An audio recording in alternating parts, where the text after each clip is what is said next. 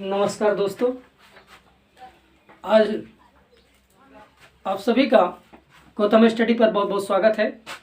तो आज हम हिंदी संस्कृत व्याकरण का दूसरा पार्ट लेके आए हुए हैं, जो कि आज हम महेश्वर सूत्र से पढ़ेंगे। ठीक, तो आइए महेश्वर सूत्र से आज की क्लास को प्रारंभ करते हैं।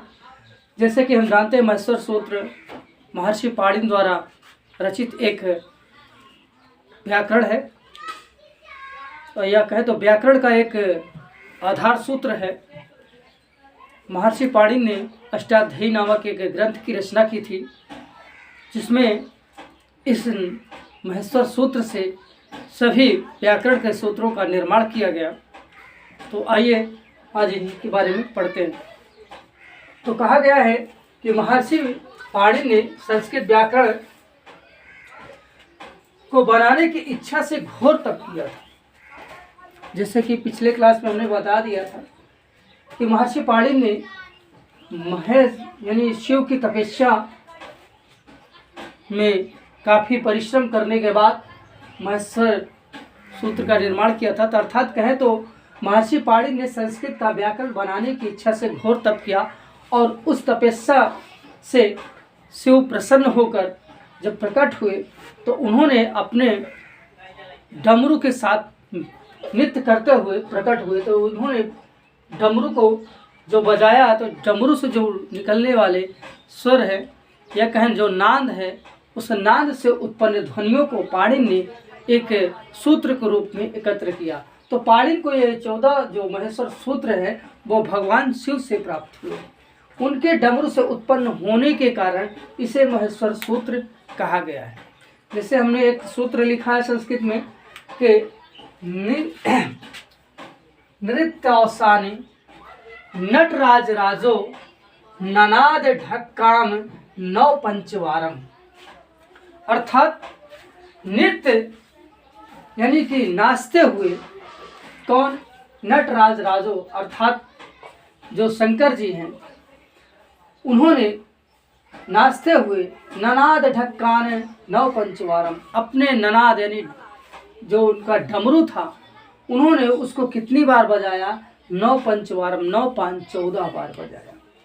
तो ऊर्ध्वतु कामः सनकादि सिद्धान एतद्दुमर से शिव सूत्र जालम। अर्थात उस नाद से निकलने वाली जो ध्वनियों से उन ध्वनियों को उद्धार की कामना यानी सनकादि सिद्धान यानी उस उद्धार की कामना से जो 14 बार उन्होंने डमरू बजाया था, उसी से एतद्दुमर से सूत्र शिव सूत्र जाला, उस ध्वनि से निकलने वाले जो सूत्र है वो शिव सूत्र के नाम से या कहे तो महेश्वर सूत्र के नाम से जाने जाते हैं। ठीक, तो कहा है कि आइए थोड़ा इसको श्लोक से पढ़ते हैं कि नृत्यावसाने नटराज राजो ननाद ढक्काम नौ पंचवारम उद्धारतु कामा सनकादि सिद्धान एतद्दुमर से शिव सूत्र जालम। ठीक है, तो नृत्यावसाने नटराज राजो ननाद ढक्काम नौ पंचवारम शुद्धार्थु कामः सनकादि सिद्धान एतद्दुमर से शिव सूत्र जालम। अर्थात जो शिव के डमरुओं से यानी नृत्य करते हुए शंकर के डमरुओं से जो ध्वनि यानी जो नाद उत्पन्न हुए, वो क्या 9 5 14 जो 9 5 14 बार उनसे ध्वनियाँ निकली। उन ध्वनियों को महर्षि पाणिनि ने शिव सूत्र यानी कहे तो महेश्वर सूत्र के नाम से एक जो है व्याकरण ग्रंथ बना दिया। ठीक है, तो अर्थात कहें तो नटराज भगवान शिव, हमने हिंदी अर्थ को भी लिख दिया है कि नटराज भगवान यानी नटराज भगवान कौन? शिव ने नृत्य के अवसान अर्थात नाचते समय यानी उन्होंने क्या किया? सनकादि यानी नृत्य के अवसान में सनकादि सिद्धों के लिए या सिद्धों के उद्धार की कामना से 14 बार डमरू बजाया। कितनी बार बजाया? 14 बार। किसके लिए? तो सिद्धों के उद्धार की कामना के लिए उन्होंने क्या किया? शिव ने डमरू बजाया, जिससे 14 शिव सूत्रों का ताना बाना पाणी ने निहित किया। ठीक है, तो आई होप समझ में आ गया होगा कि महेश्वर सूत्र का निर्माण किस तौर से या किस कारण से किया गया। इस महेश्वर सूत्र में जो है देखिए, 2 वर्ण ऐसे हैं, या कहे तो 2 सूत्र ऐसे हैं जिसे कहा गया है अयुण और ऋलिक। क्या है? अयुण और ऋलिक। अयुण ऋलिक आदि ऐसे जो भी 14 महेश्वर सूत्र हैं, उन महेश्वर सूत्रों को देखें तो ये देखिए, जो अयुण और ऋलिक है, ये मुख्य रूप से महेश्वर सूत्र से निकलने वाले मूल स्वर हैं। क्या है? मूल स्वर।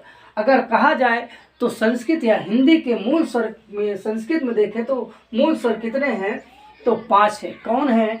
अयुण और ऋलिक, यानी कहे तो छोटा आ, छोटी ई, छोटा ऊ, छोटी री और छोटी ली। ये 5 क्या है? मूल स्वर है। तो इसी के आधार पर जो है और चीज़ों का निर्माण होता है। आइए देखते हैं क्या है कि अयुण ऋलिक आदि जितने भी 14 महेश्वर सूत्र हैं, ये महेश्वर सूत्र इसलिए इन्हें क्या कहा जाता है?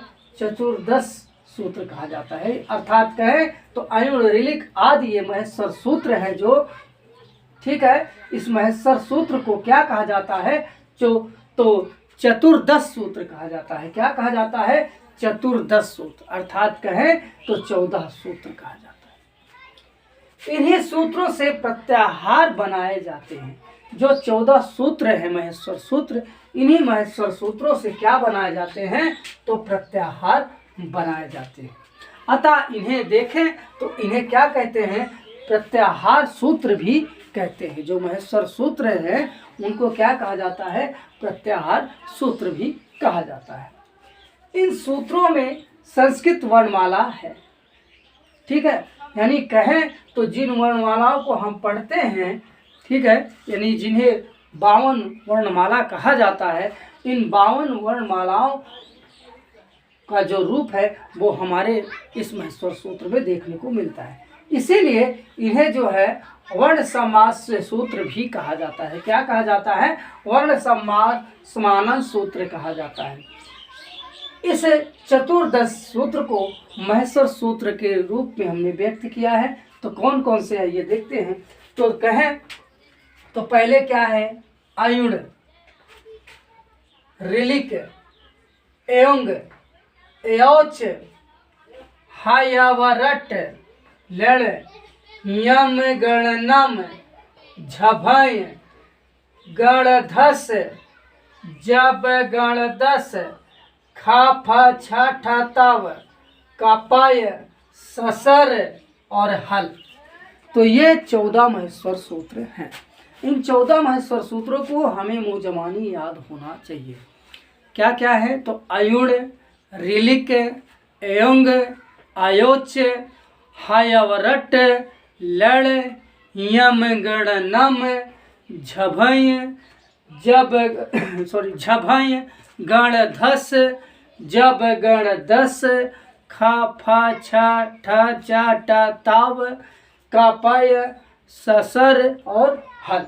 ये 14 महेश्वर सूत्र हैं। इनको हम अगर 2 बार आंख मूंद कर रट लें तो हमें ये कंठस्थ हो जाते हैं। आइए इन महेश्वर सूत्र को आगे देखते हैं।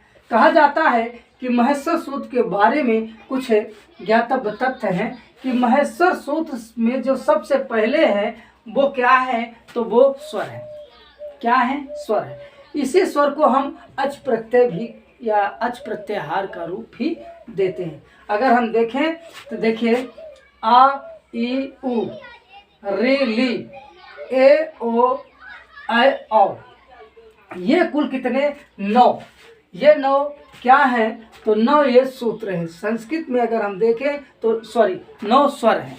क्या है? 9 स्वर हैं। ये 9 स्वर किस प्रत्याहार के अंतर्गत आते हैं? तो अच प्रत्याहार के अंतर्गत आते हैं। क्या क्या है?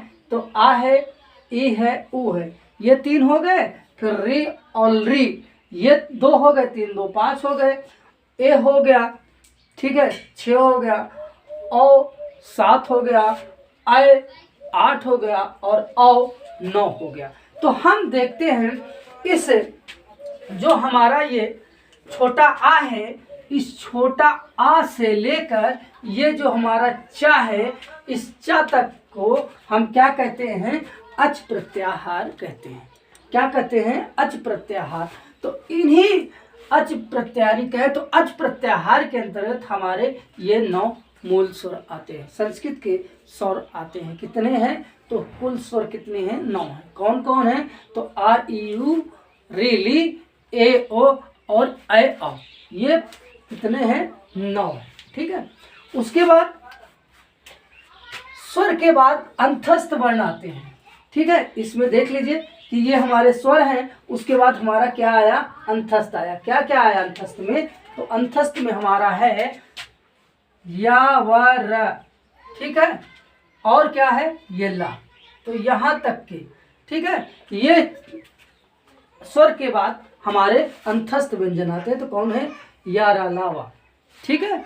उसके बाद अंतस्थ के बाद जो आते हैं, वो अंतस्थ के बाद हमारे पंचम वर्ण आते हैं। तो पंचम वर्ण में क्या है? देखिए, यम गण नम। ठीक है। कौन कौन से हैं? तो य है, मा है, अंगा है, अड़ा है और ना है।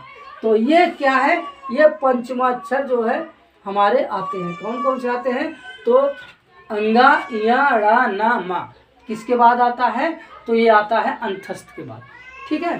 फिर उसके बाद अंतस्थ के बाद जो होता है, ओ पंचमा वर्ण के बाद हमारा चतुर्थ वर्ण आता है। कौन सा आता है? चतुर्थ वर्ण। चतुर्थ वर्ण में देखें तो झ, भ, घ, ढ, ध, ये 5 वर्ण आते हैं।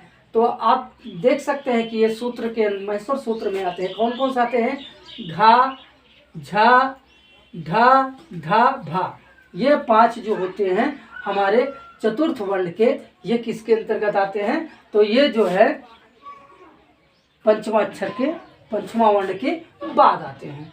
फिर उसके बाद जो है इस चतुर्थ वर्ण के बाद जो आने वाले हैं वो तदनस्तर यानी तदंतर तृतीय वर्ण आते हैं। उसके बाद फिर इसी तृतीय वर्ण के बाद जो है द्वितीय वर्ण और फिर प्रथम वर्ण, ये लगातार बने होते हैं। ठीक है। तो एक एक करके देखते हैं। तो फिर इस चतुर्थ वर्ण के बाद कौन सा आता है? तृतीय वर्ण आता है। अब तृतीय वर्ण में देखें तो क्या क्या है? देखिए, ज, ब, ग, ड, द, क्या है? तो ज, ब, ग, ड, द, ये है। अर्थात इनको देखें तो हम उच्चारण स्थान के आधार पर देखें या तो वर्ग के स्थान पर देखें तो देखिए, ग है, जा है, डा है, दा है, बा है, ये 5 वर्ण आते हैं। तो किसके बाद आते हैं? चतुर्थ वर्ण के बाद। अब इस तृतीय वर्ण के बाद जो है द्वितीय वर्ण आते हैं। तो द्वितीय वर्ण में देख लीजिए क्या है? खा है, फा है, छा है, ठा है और था है, ये 5 आते हैं। ठीक है। कौन कौन आते हैं? देखिए, इसीलिए हमने लिख दिया है तदंतर। तदंतर मतलब लगातार बने होते हैं। ठीक है। तो द्वितीय वर्ण आते हैं। कौन कौन से हैं? तो खा है, छा है, ठा है, था है और फा है। ठीक है। फिर इसके बाद द्वितीय वर्ण के बाद हमारे प्रथम वर्ण आते हैं। वो प्रथम वर्ण कौन कौन से हैं? तो का है, चा है, टा है, ता है, पा है। ये देख लीजिए कि का, पा, ठीक है, यहाँ से चा, टा, ता और का, पा, या 5 ये भी आते हैं। तो ठीक है। उसके बाद फिर हमारा यहाँ तक आता है। फिर उसके बाद उस व्यंजन आ जाता है। इसके बाद फिर क्या आ जाता है हमारा? उस व्यंजन। तो उस व्यंजन में कौन कौन से हैं? सा, सा और हा। ये फिर इसके बाद क्या आ जाता है हमारा? उस व्यंजन आ जाता है। ठीक है। तो ये जो महेश्वर सूत्र में वर्णों के क्रम है, ये हम जो है प्रथम वर्ण से नहीं बल्कि लास्ट से देखते हैं कि एक जो है टूटा बिखरा हुआ सा हमें देखने को मिलता है। कैसे? कि पहले हमें देखने को मिलता है स्वर, ठीक है, फिर उसके बाद अंतस्थ आ जाता है, फिर उसके बाद पंचमा अक्षर आता है, फिर चतुर्थ वर्ण आता है, फिर जो है तृतीय वर्ण आता है, फिर द्वितीय वर्ण आता है, फिर प्रथम वर्ण आता है, फिर उसके बाद उसमें व्यंजन आता है। ठीक है। इन चतुर्दश सूत्रों के अंत में जो हमारे हलंत दिख रहे हैं, देखिए ये इसमें हर वर्ण के अंत में हलंत लगा हुआ है। ठीक है। तो इन जो अंत में हलंत है, देखें तो हम यहाँ पर अड़ा में है, का में है, अंगा में है, चा में है, ठीक है। उसके बाद ये टा में है, ड़ा में है, मा में है, इया में है, सा में है, हाल सॉरी सा में है, फिर वा में है, फिर या में है, फिर रा में है, फिर ला में है। तो अर्थात देखें तो इसमें जो अड़ा, का, अंगा, चा, सा, मा, या, सा, वा, या, रा, ला, ये व्यंजन वर्ण में जो हलंत लगे हैं तो इन्हें जो कहा जाता है तो इत कहा जाता है। क्या कहा जाता है? इन्हें इत कहा जाता है। इन्हें किस नाम से जाना जाता है? तो इत नाम से जाना जाता है। इसका एक सूत्र होता है कि एसाम अनंत्य इतः, ठीक है। अर्थात अंत में जिसमें हलंत लगा होता है उसे क्या कहा जाता है? इत कहा जाता है, ठीक है। इन इत संग वर्णों का लोप हो जाता है। अर्थात जब हम प्रत्याहार में वर्णों की गिनती करते हैं या वर्णों का चुनाव करते हैं तो उसमें जो ये हलंत वाले इत संज्ञक वर्ण हैं उनका क्या हो जाता है? लोप हो जाता है। क्या हो जाता है? लोप हो जाता है। जैसे अभी यहाँ हमने बताया आपको अच। अब अच में यहाँ से देखिए जो अड़ा है, जो का है, जो अंगा है, इनका क्या हो गया? लोप हो गया। जब इनका लोप हो गया तो जो बचने वाले जो वर्ण है इन्हीं को हमने जो है नौ माना है कि ये हमारे नौ स्वर है, ठीक है। तो आई होप आपके समझ में आ गया होगा कि हलंत को क्या होता है? हलंत का लोप हो जाता है। कैसे? एसाम अनंत्या,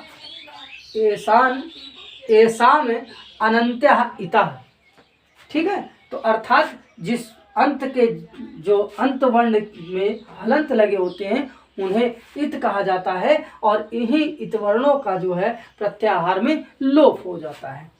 उसके बाद देखते हैं कि जो हमारा ये है, ये छठवां लड़ सूत्र है, इस लड़ सूत्र का आकार भी इत संज्ञक क्या हो जाता है?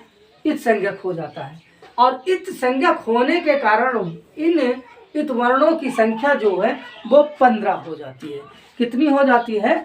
15 हो जाती है। और नहीं तो कुल जो है कितनी है? 14 ही मानी जाती है। लेकिन 15 क्यों होती है? कि लड़ सूत्र में आकार भी इत संज्ञक का होता है, इसीलिए इसे 15 इत संज्ञक कहा जाता है, ठीक है। एक इसका सूत्र है कि लड़ मध्य तु इत संज्ञका, क्या है? कि लड़ मध्य तु इत संज्ञका, इत को अनुबंध भी कहा जाता है।